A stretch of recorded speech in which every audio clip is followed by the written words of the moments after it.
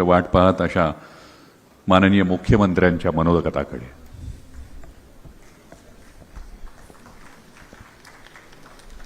हिंदवी स्वराज्याचे सरसंस्थापक छत्रपती शिवरायांना मानाचा मुजरा करतो. भारतीय राज्यघटनेचे शिल्पकार भारतरत्न डॉक्टर बाबासाहेब आंबेडकर यांना मानवंदना अर्पित करतो.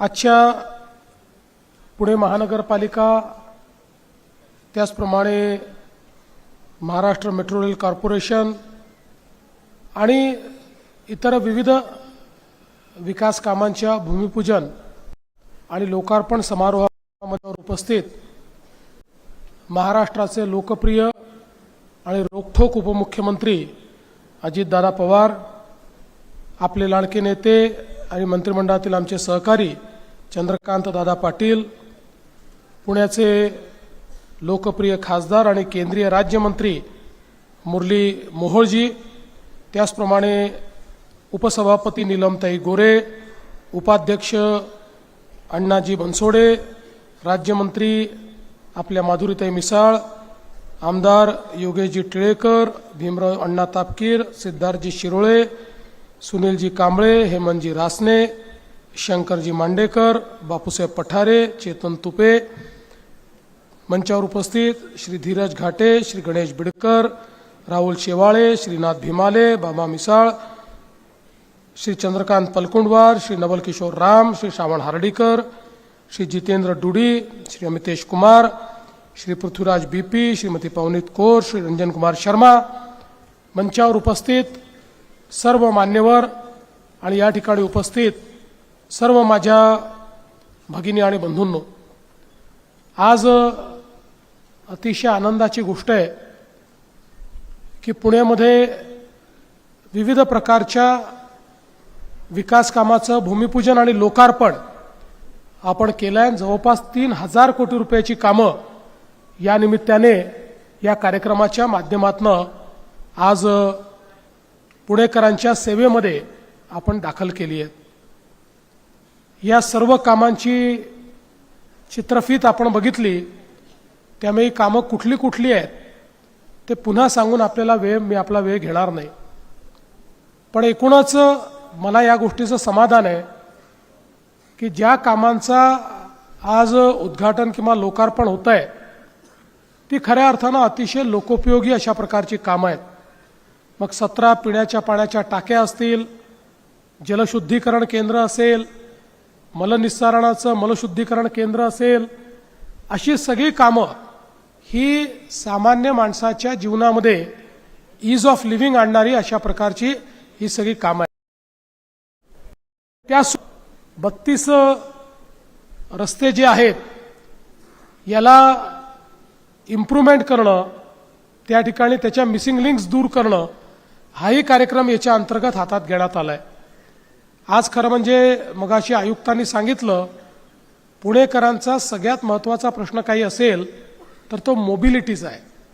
आज ज्या प्रकारे ट्रॅफिकचा सामना सामान्य पुणेकराला करावा लागतो, ट्रॅफिकची जी स्पीड आहे, त्याचं जे कंजेशन आहे, त्यातनं निर्माण होणारं प्रदूषण आहे, या सगळ्या गोष्टींकरता राज्य सरकार, पुणे महानगरपालिका आणि त्यासोबत पुणे महानगर विकास प्राधिकरण अशा सगळ्यांनी मिळून आपण हा प्रयत्न केला आहे की वेगवेगळ्या प्रकारचे इंटरव्हेन्शन्स या ठिकाणी घेतले पाहिजे.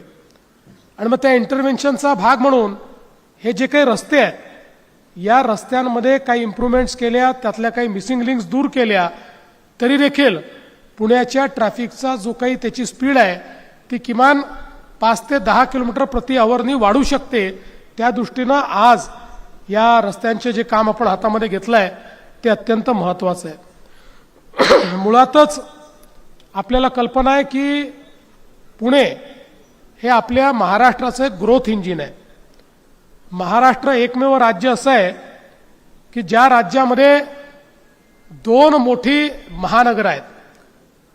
आपण जर बघितलं तर जागतिक कीर्तीची महानगरं यांचा विचार केला तर तेलंगणाजवळ हैदराबाद आहे, कर्नाटकजवळ बेंगलोर आहे, तमिळनाडूजवळ चेन्नई आहे.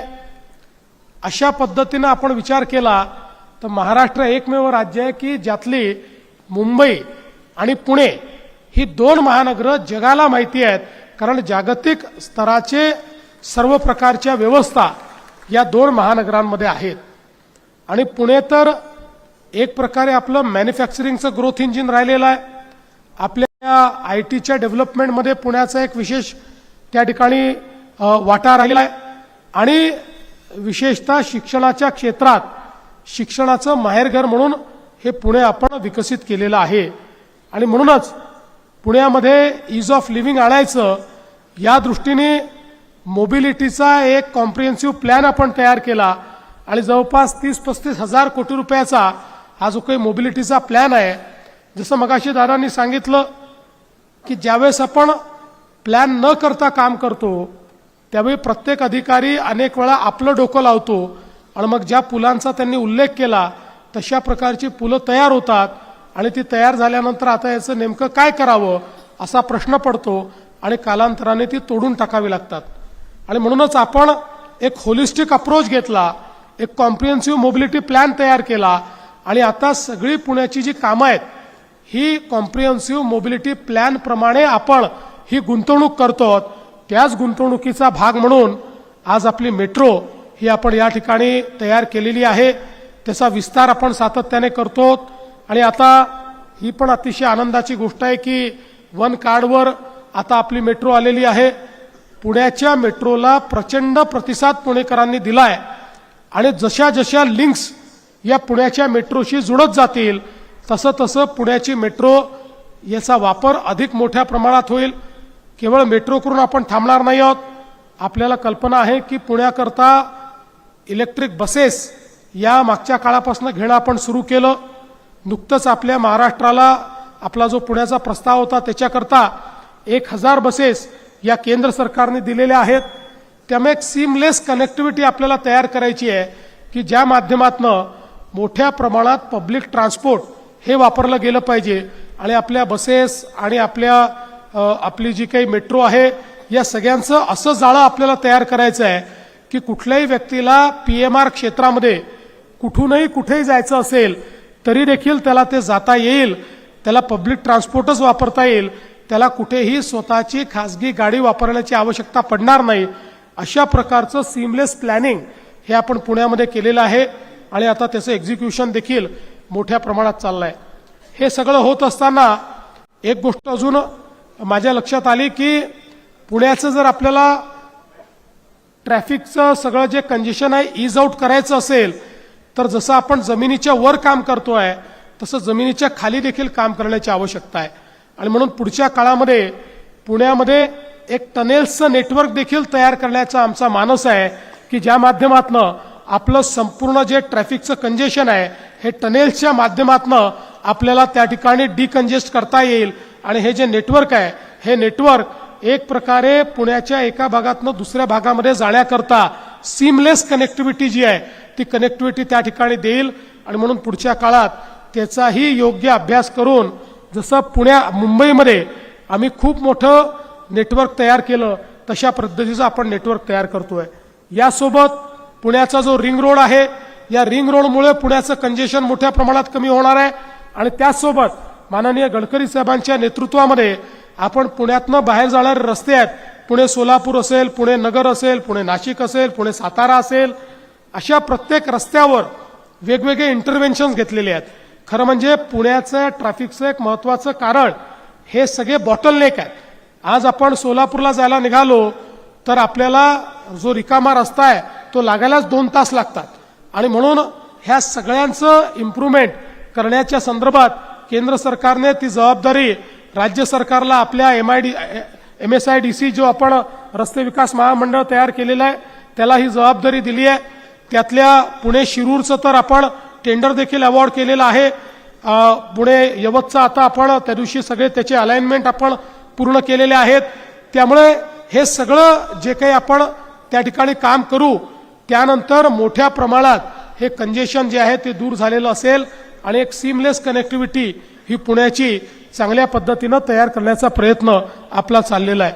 यासोबत पुण्याला एक सस्टेनेबल सिटी बनवण्याकरता जायका सारख्या प्रकल्पाच्या माध्यमातून 2000 कोटी रुपये आपण या ठिकाणी गुंतवतो आहोत आणि पुण्यामध्ये थेंबन थेंब जो काही आपला सिवेजचा आहे तो ट्रीट झाला पाहिजे आणि ट्रीटेड पाणीच त्या ठिकाणी नदीमध्ये नाल्यामध्ये गेलं पाहिजे अशा पद्धतीनं हा जो काही प्रोजेक्ट आहे आणि या अनुषंगिक पुणे असेल किंवा बाजूला पिंपरी चिंचवड असेल या सगळ्या भागामध्ये मोठ्या प्रमाणात एसटीपीचं जाळं तयार करून आणि त्या माध्यमातून पाणी ट्रीट करायचं असा आपला प्रयत्न आहे. आज आपण पाहतोय की पुण्याला पिण्याच्या पाण्याची एक मोठी समस्या पुढच्या काळामध्ये तयार होणार आहे. कारण आता जे पाणी आपण वापरतोय आपली लोकसंख्या काही कमी होणार नाही, ती वाढणार आहे. पुणे औद्योगिक शहर आहे. या शहरामध्ये आता तर पुढच्या काळामध्ये आमचा प्रयत्न आहे की जीसीसीचं जे रिव्होल्युशन आहे ग्लोबल कॅपेबिलिटी सेंटर म्हणजे आता आयटीचा जमाना संपलाय, आता जीसीसीचा जमाना आलाय आणि आता असं प्रेडिक्शन आहे की पुढच्या काळामध्ये जीसीसीचं कॅपिटल हे भारत होणार आहे आणि भारतामध्येही जीसीसीचं कॅपिटल हे महाराष्ट्र होणार आहे आणि महाराष्ट्रामध्ये जीसीसीचं कॅपिटल हे पुणे आणि नवी मुंबई होणार आहे. त्यामुळे इतक्या मोठ्या प्रमाणात एक एक जीसीसी 5000, 7000, 10000, 20,000 लोकांना त्या ठिकाणी एक प्रकारे रोजगार देतं, हायपेड जॉब्स देतं आणि इनडायरेक्ट जॉब्स देखील मोठ्या प्रमाणात त्या माध्यमातून तयार होतात. आणि म्हणून अशा या सगळ्या परिस्थितीमध्ये आपले पुढच्या काळामध्ये लोकसंख्या जी वाढणार आहे किंवा या ठिकाणी मोठ्या प्रमाणात आपल्या तरुणाईला एक संधी मिळत असल्यामुळे आज आपले बाहेर जाणारे लोक देखील याच ठिकाणी ज्यावेळेस रोजगार प्राप्त करतील त्यावेळी त्यांच्याकरताही या पुण्यामध्ये अनेक सोयी आपल्याला तयार कराव्या लागतील आणि त्याही दृष्टीनं आपण पुण्याचं जे प्लॅनिंग आहे ते मोठ्या प्रमाणात या ठिकाणी करतो आहोत. आणि म्हणून नव्याने खूप पाणी आपल्याला मिळेल असं नाहीये, पण आपण जर आपलं पाणी शुद्ध केलं आणि ते पाणी जर आपल्या नदी नाल्यांमधनं सोडलं तर आज ते पाणी पुन्हा इरिगेशन करता आपल्याला वापरता येईल आणि इरिगेशन करता आपण जे डॅममधनं पाणी वापरतो ते पिण्याकरता आपल्याला देता येईल आणि त्यातनं एक सर्क्युलर अशा प्रकारची इकॉनॉमी तयार करून पिण्याच्या पाण्याचा प्रश्न देखील आपल्याला सॉल्व्ह करता येईल आणि त्या दृष्टीनं आपण हा प्रयत्न करतो. 24/7 ची योजना मागच्या काळात आपण सुरू केली. जवळपास आता 75% योजनेचं काम पूर्ण होत आहे. उरलेलं 25% लवकर झाल्यानंतर एक पुण्यामध्ये पाण्याची अकाउंटेबिलिटी ही देखील आपण एस्टॅब्लिश करण्याचा प्रयत्न हा पुढच्या काळात निश्चितपणे करणार आहोत. आणि म्हणून पुण्याचा विचार करताना एक भविष्यातलं पुणे कसं असेल हा विचार करून पुणे ग्रोथ हब अशा पद्धतीनं आपण याचा विचार केलेला आहे. कारण आपलं असं मत आहे की आज तर आपण महाराष्ट्राची अर्थव्यवस्था ही 2030 साली $1 ट्रिलियन करण्याचा प्रयत्न करतो, पण एकट्या पुणे ग्रोथ हबमध्ये $1 ट्रिलियन इकॉनॉमी तयार करण्याची क्षमता आहे आणि ही सगळी क्षमता लिव्हरेज करण्याचा आपला प्रयत्न आहे. आज आपण पाहू शकतो की आज डेटा हे सगळ्यात मोठं हतियार आहे. एकेकाळी ज्याच्याकडे ऑइल होतं तो जगातला सगळ्यात श्रीमंत होता, पण आता ऑइलपेक्षा डेटाची किंमत जास्त झाली आहे आणि म्हणून डेटा ड्रिव्हन इकॉनॉमी जी आहे ही खूप मोठ्या प्रमाणात एस्टॅब्लिश होते आहे आणि डेटा सेंटर हे नवीन पॉवर सेंटर आहे. आणि मला सांगताना आनंद वाटतो की मुंबई म्हणजे नवी मुंबई ते पुणे हा सगळा जो आपला कॉरिडॉर आहे हा आता देशाचं डेटा सेंटर कॅपिटल होत आहे आणि देशाची जी काही डेटा सेंटरची कॅपॅसिटी आहे ही सगळी कॅपॅसिटी या ठिकाणीच आता तयार होते आहे आणि त्यातनं ही जी एक डेटा सेंट्रिक इकॉनॉमी आहे ही जी अर्थव्यवस्था आहे की जी अर्थव्यवस्था पुढच्या काळामध्ये एआयनी ड्राईव्ह होणार आहे आणि एआयच्या माध्यमातनं ही अर्थव्यवस्था 2 पट 3 पट 4 पटीनं वेगानं त्या ठिकाणी वाढणार आहे. त्याही संदर्भात एक महत्त्वाचं केंद्र म्हणून आज पुण्याला विकसित करण्याचा आपला प्रयत्न आहे. त्यामुळे एआयच्या संदर्भातलं नेक्स्ट हब कुठे आहे तर तेही कॉरिडॉर हा मुंबई आणि पुण्याच्या मध्येच या ठिकाणी आपण तयार करणार आहोत. मला असं वाटतं या सगळ्या ज्या संकल्पना आहेत या संकल्पनांकरता ईज ऑफ लिव्हिंग आणणं, या संकल्पनांकरता वेगवेगळ्या पद्धतीचं जे काही आपल्याला विकासाचं इंटरव्हेन्शन आहे ते इंटरव्हेन्शन या ठिकाणी आणणं, या संदर्भातले हे सगळे प्रयत्न आहेत आणि त्यातलाच एक भाग म्हणून आज अतिशय चांगल्या या प्रोजेक्टचं आपण या ठिकाणी लोकार्पण केलंय. आज मेट्रो रेलने एक अतिशय चांगला उपक्रम केला, हॅकॅथॉन घेतला. हॅकॅथॉनच्या माध्यमातनं त्या ठिकाणी आपला वेंडर निवडणं ही देखील मला असं वाटतं एक नवीन जगाची नांदी आहे. प्रूफ ऑफ कॉन्सेप्ट हा त्या लोकांनी दाखवला आणि ज्यांनी त्या ठिकाणी सीसीटीव्ही कव्हरेजच्या माध्यमातून यूज केसेस दाखवल्या त्यांना आपण निवडण्याचं काम केलं. कारण आपण ज्यावेळेस शहर समृद्ध करतो त्यावेळेस ते शहर सुरक्षितही करावं लागतं. मेट्रो जी आहे ही अत्याधिक सुरक्षित असली पाहिजे.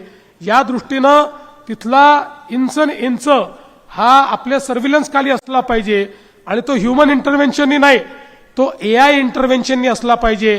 कोणाची बॅग पडली असेल ती कोणाला दिसली तर नाही, टेक्नॉलॉजी सांगणार आहे की तिथे बॅग पडली आहे, अनअटेंडेड आहे, ती बॅग लगेच एखाद वेळेस चुकीचं त्यात काही असू शकतं. अशा पद्धतीचे जे इंटरव्हेन्शन्स आहेत ते इंटरव्हेन्शन देखील आज या पद्धतीच्या टेक्नॉलॉजीचा वापर करून आपण करतो. आणि विशेषतः हे सगळं करत असताना आपण आपल्या इथलं ट्रॅफिक सिम्युलेशन असेल, वेगवेगळ्या स्टडीज असतील, याच्यामध्येही AIचा अधिकाधिक वापर करून त्याला अधिक एफिशियंट कसं करता येईल याचा प्रयत्न देखील आपण करतो. आज आपल्याला कल्पना आहे आपल्या पोलीस विभागाला देखील मोठ्या प्रमाणात सीसीटीव्हीचं नेटवर्क दिलाय. त्याचं सेकंड नेटवर्क आपण तयार केलंय, थर्ड नेटवर्क आपण तयार करतो, त्यामध्ये आर्टिफिशियल इंटेलिजन्सचा उपयोग आपण करतो. आणि हे सगळं करत असताना पोलिसिंगमध्ये आपल्याला जेवढी जास्तीत जास्त टेक्नॉलॉजी आणता येईल तो आणण्याचा प्रयत्न आपला आहे. खरं म्हणजे मगाशी अजितदादा म्हणाले, खरं आहे पुणे आयुक्त, तुम्ही हे लक्षात घ्या की पहिलं असं पोलीस आयुक्तालय आहे की ज्याला एकाच वेळी त्या ठिकाणी 2 DCP ऑफिस, 4 ACP ऑफिस आणि 5 PIचे त्या ठिकाणी म्हणजे पोलीस स्टेशन्स हे प्राप्त झाले. हे भाग्य यापूर्वी महाराष्ट्रातल्या दुसऱ्या कुठल्याही शहराला प्राप्त झालं नव्हतं. त्यामुळे पुण्याचं महत्त्व हे आम्हाला माहिती असल्यामुळे पुण्याला कुठेही त्याची कमतरता येणार नाही. आमचे आयुक्त एवढे हुशार आहे, ही घोषणा झाल्याबरोबर एक कागद पुन्हा मला दिला आणि म्हणाले आता एक ट्रॅफिकचा DCP आणि अजून 1001 आम्हाला पोलीस हे तुम्ही घोषित करा. आता कदाचित आचारसंहिता लागत आली असेल, त्यामुळे घोषणा करणं, चालू कार्यक्रम काही बंद करावा लागत नाही, त्यामुळे चिंता करू नका. पण घोषणा करणं काही योग्य होणार नाही. पण आपण काळजी करू नका. पुण्याकरता जे जे काही आवश्यक आहे, पोलिसांकरता जी जी काही क्षमता वाढ आवश्यक आहे ती क्षमता वाढ देताना आम्ही पूर्वीही कधी मागे पाहिलं नाही आणि पुढेही कधी मागे पाहणार नाही, हा विश्वास मी आपल्याला देतो. आणि म्हणून आजचा हा कार्यक्रम अतिशय उत्तम अशा प्रकारचा कार्यक्रम आहे. अनुकंपाच्या माध्यमातून आपण त्या ठिकाणी नियुक्त्या देखील दिलेल्या आहेत. आणि विशेषतः पुणे ग्रँड चॅलेंज जो आपण एक सायकल टूर घेतलेला आहे, जो पुण्याला जगाच्या नकाशावर आणणार आहे आणि ज्यामधनं पुण्याचं टुरिझम हे प्रचंड मोठ्या प्रमाणात या ठिकाणी वाढणार आहे. त्याच्याही कामांना अतिशय गती आपण दिलेली आहे आणि त्याचीही काही कामं आज आपण या ठिकाणी हातामध्ये घेतली आहेत. मला विश्वास आहे की हा टूर देखील अतिशय चांगल्या पद्धतीनं आपण पूर्ण करू शकू. मी बाहेर उभं असताना मला आमचे काही लोक भेटले आणि त्यांनी सांगितलं की जे काही बाबासाहेब आंबेडकरांचं स्मारक आहे त्याच्या विस्ताराचा एक मुद्दा तयार झाला आहे, त्याच्या जमिनीचा काही MSRDCचा मुद्दा आहे. मी त्यांनाही आश्वस्त करू इच्छितो, तुम्ही काळजी करू नका. त्या ठिकाणी ती जागा ही जी काही आहे ही आपल्या स्मारकाकरता आणि बाकी विस्ताराकरताच वापरली जाईल. आणि त्या संदर्भातले जे काही निर्णय आहेत, ज्या पातळीवर करायचे आहेत ते निर्णय केल्याशिवाय आम्ही थांबणार नाही. मी आज या निमित्ताने एवढंच सांगतो, आपलं महायुतीचं सरकार, सरकारमधले आम्ही तिन्ही नेते, केंद्रातलं मोदीजींचं सरकार, आम्ही सगळे या ठिकाणचे मंत्री सगळे या पुण्याच्या सर्वांगीण विकासाकरता पूर्णपणे कटिबद्ध आहोत. आणि पुढच्या काळामध्ये एक आधुनिक पुणे, जे आधुनिक आहेच पण त्याहीपेक्षा एफिशियंट पुणे, एक लिव्हेबल पुणे हे तयार करण्याकरता आम्ही प्रयत्न करू, एवढाच विश्वास व्यक्त करतो आणि माझं बोलणं संपवतो. जय हिंद, जय महाराष्ट्र. माननीय मुख्यमंत्र्यांचे विशेष आभार. यानंतर आभार मानण्याची